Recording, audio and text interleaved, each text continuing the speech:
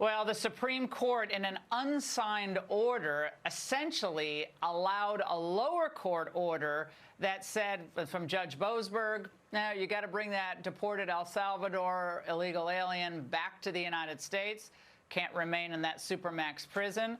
Well, the court essentially said, you got to facilitate it. So that just broke before the show.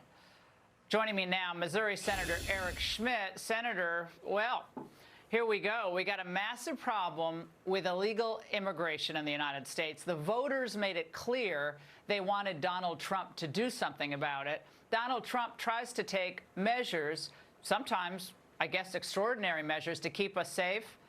And yet the courts say, no, we're going to step in as the commander-in-chief and essentially do your job.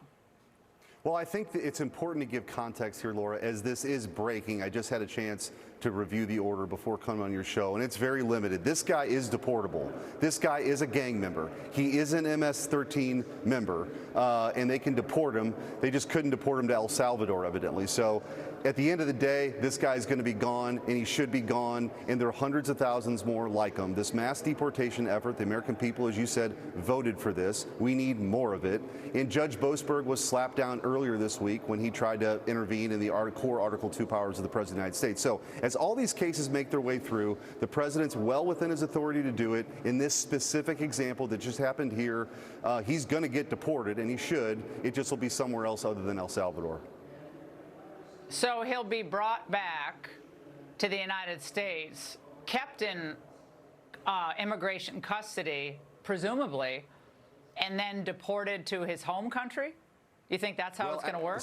So actually, he's from El Salvador.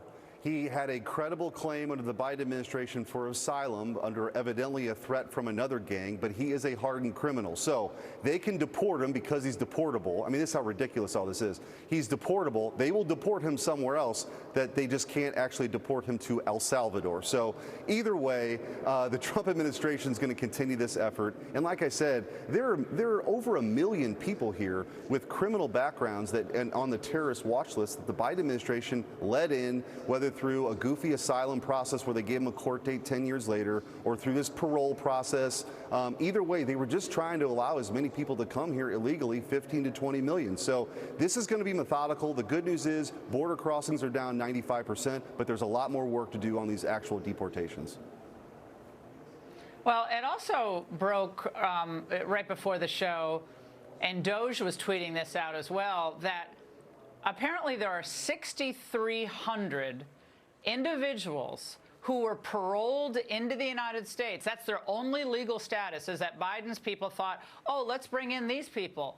It turns out these individuals were, of the 6,300 I'm talking about, not the overall graphic, but these individuals were actually on an FBI terrorist watch list. So 6,300 should not have been brought in here, but there was no vetting, so they were on this FBI terror tracking list.